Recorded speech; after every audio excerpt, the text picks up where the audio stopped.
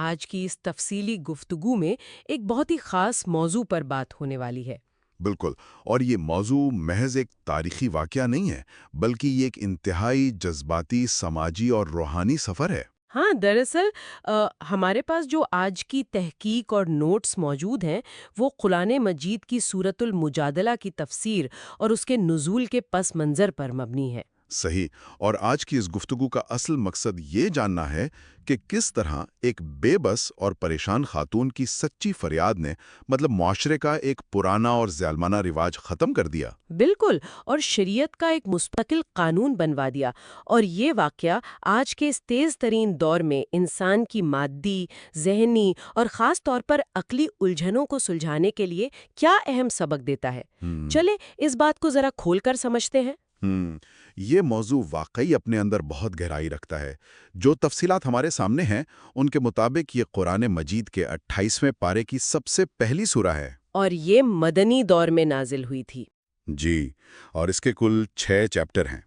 دیکھیں، مدنی دور کا مطلب محض یہ نہیں ہے کہ یہ مکہ کے بعد کا وقت تھا، بلکہ یہ وہ وقت تھا جب اسلامی معاشرہ مدینہ میں ایک ریاست کی شکل اختیار کر رہا تھا۔ ظاہر ہے وہاں باقاعدہ سماجی اور قانونی ڈھانچہ بن رہا تھا۔ بالکل، ریاست اور معاشرے کو چلانے کے لیے اصول طے کیے جا رہے تھے۔ یہ اہم نکتہ ہے کیونکہ مکی دور میں زیادہ تر بات عقیدے، جنت اور دوزخ کی ہوتی تھی، لیکن مدینہ میں ایک جیتا جاگتا معاشرہ موجود تھا جس کے اپنے روزمرہ کے مسائل اور خاندانی جھگڑے تھے۔ اگر ہم اسے بڑی تصویر سے جوڑ کر دیکھیں تو اس صورت کو اتارنے کا مقصد بہت واضح اور کئی پہلوؤں پر مشتمل تھا۔ اس کا ایک بڑا مقصد تو نئے اسلامی معاشرے کو اندرونی سازشوں سے خبردار کرنا تھا۔ یعنی وہ لوگ جو بظاہر تو ساتھ تھے، ہاں، لیکن اندر ہی اندر خفیہ پلاننگ اور سازشی باتیں کرتے تھے، ان منافقین کی ان حرکتوں کو سختی سے روکنا مقصود تھا۔ اور محفل کے آداب بھی تو سکھائے گئے نا اس میں۔ جی، محفل میں بیٹھنے اور اٹھنے کے آداب سکھانا بھی اس کا حصہ تھا،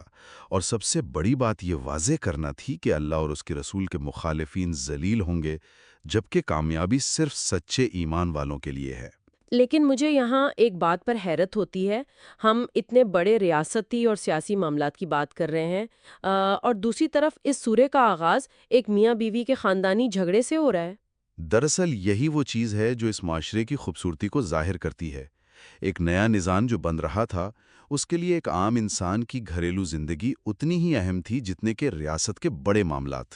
صحیح، وہ ایک صحابی حضرت اوس بن صامت رضی اللہ عنہ اور ان کی بیوی حضرت خولہ بن ثعلبہ رضی اللہ عنہ کا واقعہ تھا۔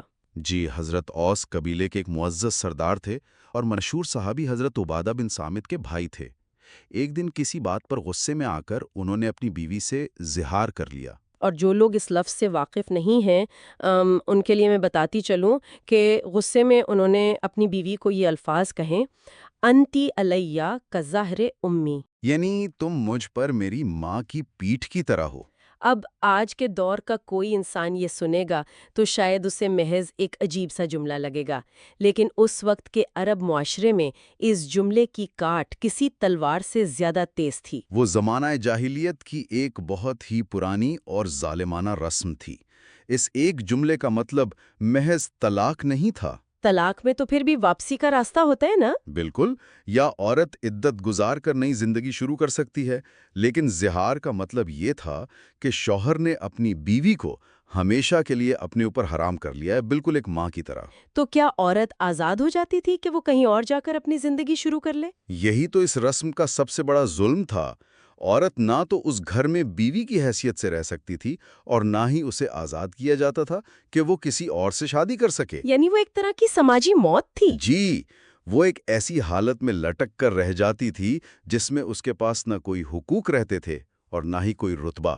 وہ بس گھر میں ایک بے بس بوجھ بن کر رہ جاتی تھی۔ یہاں بات واقعی بہت دلچسپ ہو جاتی ہے، کیونکہ جب یہ واقعہ پیش آیا تو حضرت خولہ کا رد عمل کوئی عام عورت والا نہیں تھا۔ وہ محض رو دھو کر خاموش نہیں بیٹھ گئیں۔ بالکل، وہ خاموش نہیں رہیں۔ وہ ایک ماں تھیں اور ان کے چھوٹے بچے تھے۔ ان کے ہنستے بستے گھر کو ایک بے معنی رسم نے پل بھر میں تباہ کر دیا تھا۔ وہ بھاگی بھاگی رسول اللہ صلی اللہ علیہ وسلم کے پاس پہنچیں اور فریاد کرنے لگیں۔ ان کا یہ قدم اٹھانا بتاتا ہے کہ انہیں یقین تھا کہ یہ نیا دین ان کی بات سنے گا۔ لیکن اس موقع پر ایک اور اہم بات سامنے آتی ہے، اور وہ ہے رسول اللہ صلی اللہ علیہ وسلم کا رویہ۔ وہ اس ساری فریاد کے دوران بالکل خاموش رہے نا؟ جی، وہ بالکل خاموش رہے۔ انہوں نے فوراً کوئی فیصلہ نہیں سنایا، نہ ہی اس رسم کو اسی وقت ختم کرنے کا اعلان کیا۔ یہ بات آج کے انسان کو واقعی الجھا سکتی ہے۔ ایک عام انسان تو یہی سوچے گا کہ ایک عورت اتنی تکلیف میں ہے، رو رہی ہے، تو فوراً فیصلہ آ جانا چاہیے تھا۔ یہ خاموشی کیوں؟ سطحی طور پر دیکھنے میں ایسا ہی لگتا ہے، لیکن اس کے پیچھے ایک بہت گہرا اصول تھا۔ نبی صلی اللہ علیہ وسلم محض ایک قاضی نہیں تھے جو جذبات میں آ کر قانون بدل دیں۔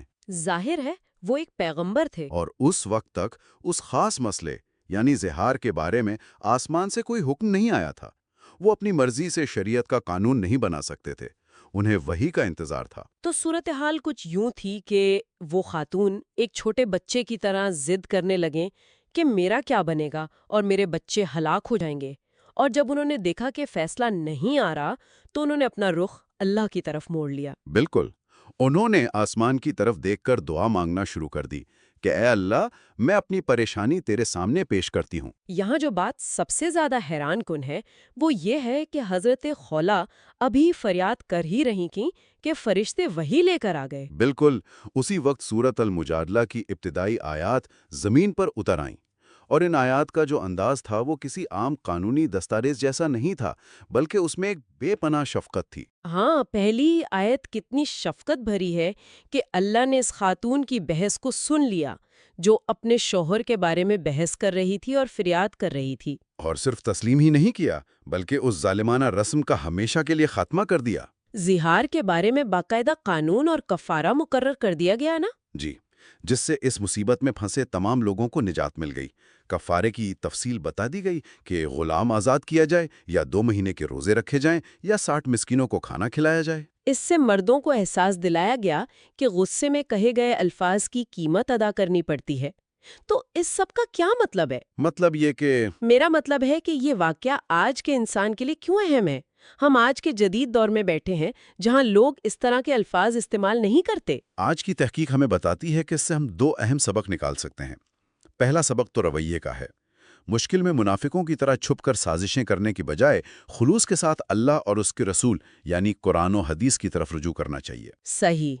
حضرت خولا نے ادھر ادھر شکایتیں نہیں کیں بلکہ سیدھا درست سمت میں رجوع کیا۔